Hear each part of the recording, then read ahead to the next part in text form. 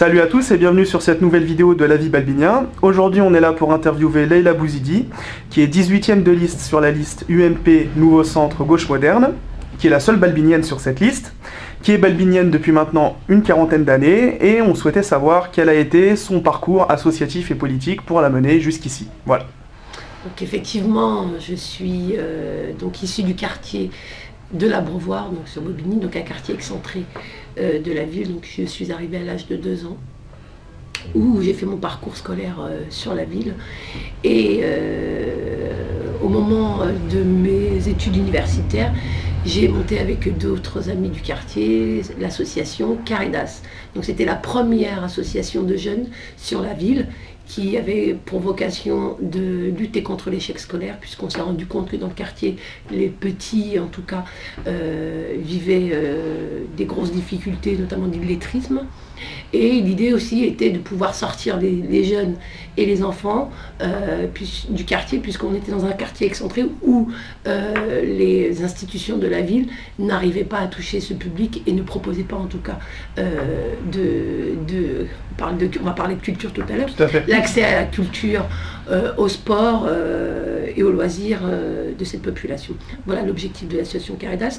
Ensuite, au cours de mon parcours professionnel, universitaire, j'ai donc travaillé au service jeunesse. Donc j'étais étudiante et salariée également du SMJ, du service jeunesse. Donc j'ai d'abord fait j'ai d'abord été animatrice au club ado à l'époque, qui s'occupait des 12-17 ans, donc j'étais animatrice où effectivement on a mené des actions de loisirs culturels et citoyennes pour les adolescents.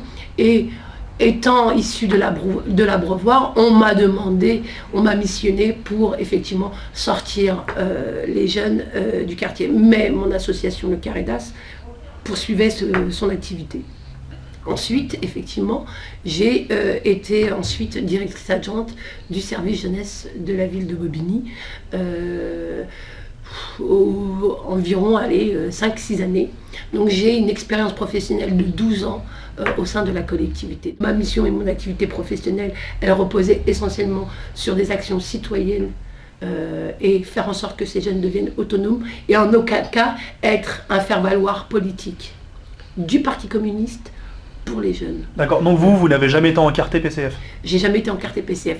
Donc effectivement, mes détracteurs disent que je suis une traître, que j'ai retourné ma veste, etc. Donc pour la tête, dans la tête des gens, quand on travaille à la ville, on doit être communiste. D'accord. Donc en fait, ce qu'ils veulent dire, c'est que quand on travaille pour un employeur, on doit forcément être de la même couleur politique que son employeur. Faux.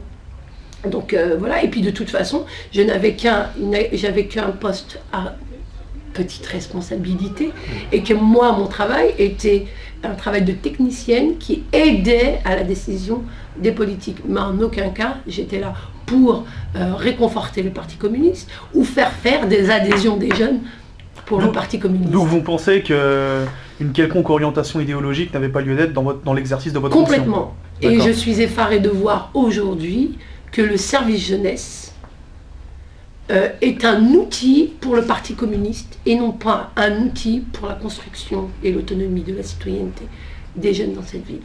Donc, et pourquoi on a vu par exemple pendant la campagne des municipales pour Catherine Page, des animateurs du service jeunesse être sur le terrain, faire campagne pour le Parti communiste. On a utilisé les professionnels de l'animation. On a utilisé les associations de jeunesse dans ce quartier. Je cite par exemple Oxmo, qui vont peut-être se reconnaître.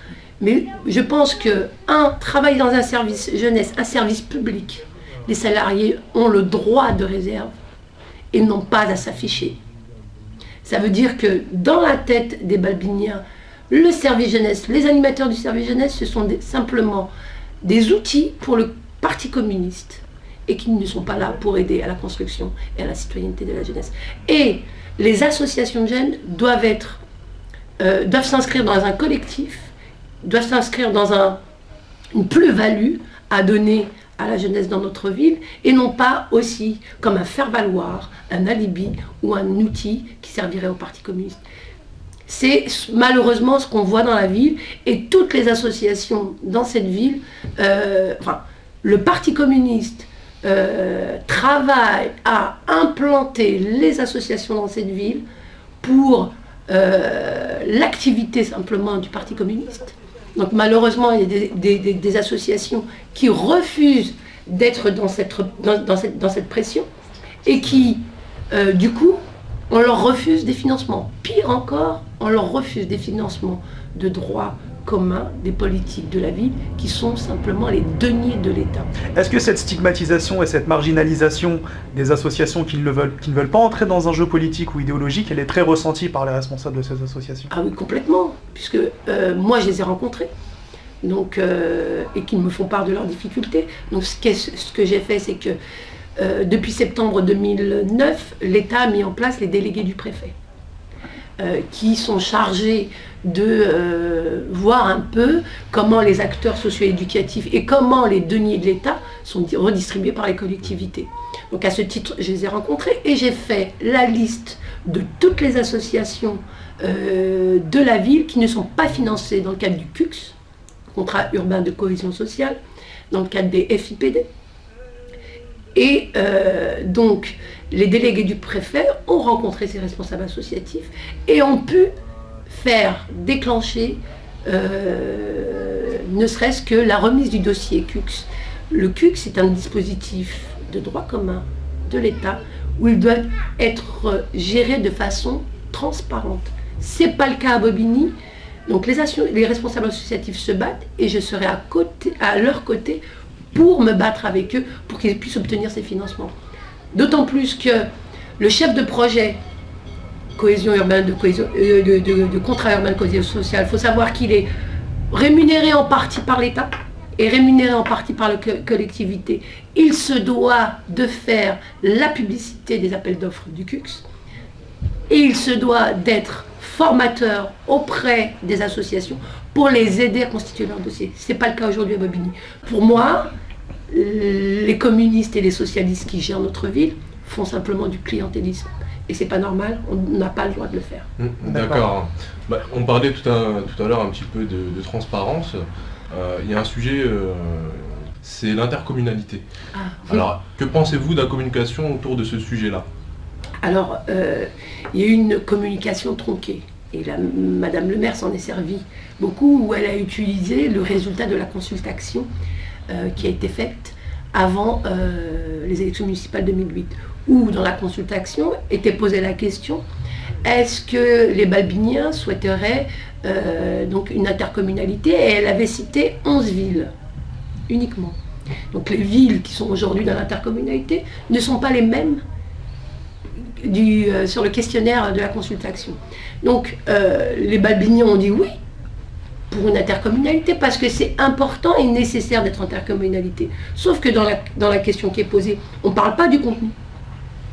Et là, Madame le maire s'est servie de ce résultat en disant 80% des Balbiniens sont pour l'intercommunalité. Elle s'est contentée de ça, et elle est partie sur l'intercommunalité sans même consulter la population, tant sur les villes qui intègrent l'intercommunalité, donc ces 9 villes, tant sur le projet. Donc nous, ce qu'on dit, on dit oui on a dit oui à une intercommunalité, mais on a fortement dénoncé la manière où cette intercommunalité a été imposée aux Balbiniens. Est-ce que vous pensez qu'il y a eu une réelle démarche pédagogique, d'explication de ce que c'était exactement? Personnellement, moi, l'intercommunalité, je ne sais pas ce que c'est. Alors, il n'y a eu aucune démarche pédagogique. Madame le maire s'est lancée dans 14 réunions, parlons franchement, où elle a, soi-disant, fait de la communication. Sauf que le projet était déjà entériné par les 9 villes. Ils étaient déjà, depuis plus d'1 an, en train de se rencontrer pour déjà se répartir les indemnités et les postes de vice-président. Alors qu'est-ce que c'était? C'était de la démagogie? Bien sûr, c'est de la démagogie, on peut appeler ça purement de la démagogie. Et en plus, du non-respect de la place et de l'expression des Balbiniens. Et ça, c'est important. Puisqu'elle se targue partout qu'elle fait de la démocratie participative. Donc si c'est ça, la démocratie participative, il va falloir revoir le dictionnaire.